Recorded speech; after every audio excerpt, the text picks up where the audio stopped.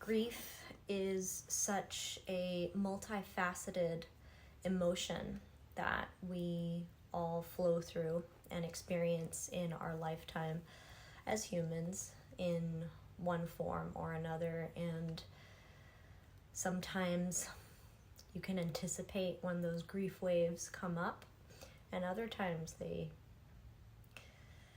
kind of just sneak up on you and catch you off guard. And today is the 6th year that my grandmother has passed, and yeah, kind of knew that today there was going to be a lot of emotions arising within me. So I just wanted to come on here and share, especially for those who have experienced loss or missing a dear one, that it's okay to feel. It's okay to create space within your day to allow those emotions to meet you where you are and to sit with them, because it's so important for us to process our emotions. Because what happens when we don't process our emotions, when we ignore them, when we turn our heads the other way and we push it all down, it just gets stuck within us. And the body is so intelligent. The body always finds a way to release it in one form or another. And of course, we don't want it to kind of find those explosive outlets and projectile vomit those emotions onto people and innocent bystanders, right? So a few practices that I like to do during this time.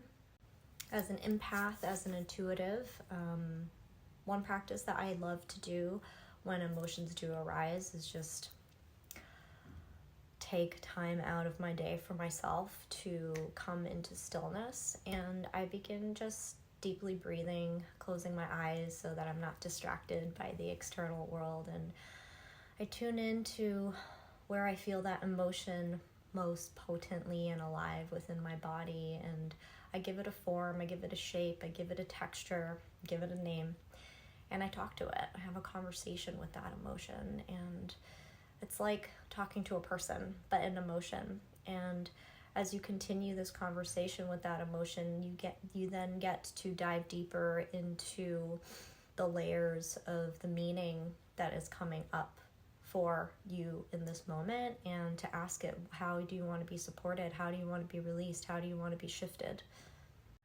Another practice that I find really soothing and helpful is journaling. Now, I resonate with journaling a lot because I really love writing, and it really helps me get my energy onto the paper and to be released and to process. And so whether it's a person you're grieving over, you can begin writing a letter to that person, okay, with no boundaries, not holding back, just kind of saying everything that you feel about that person, the memory of them, the experiences of them, how you want to honor them, or what you learned from them.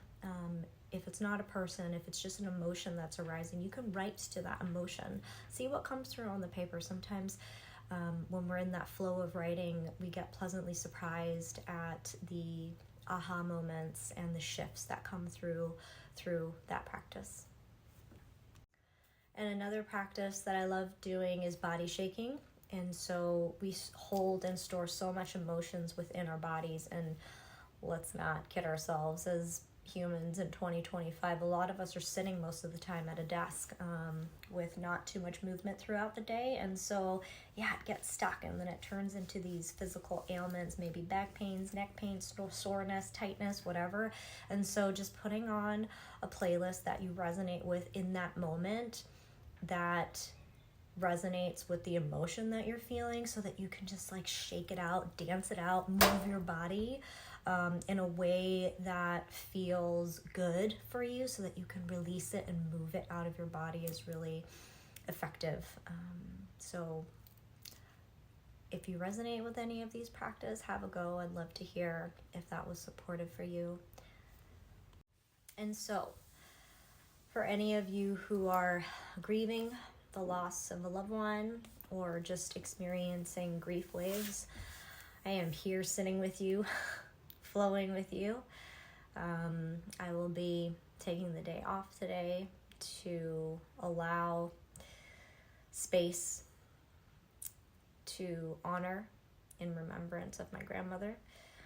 And just sending you all so much love today, especially those who are experiencing grief waves, loss waves, etc.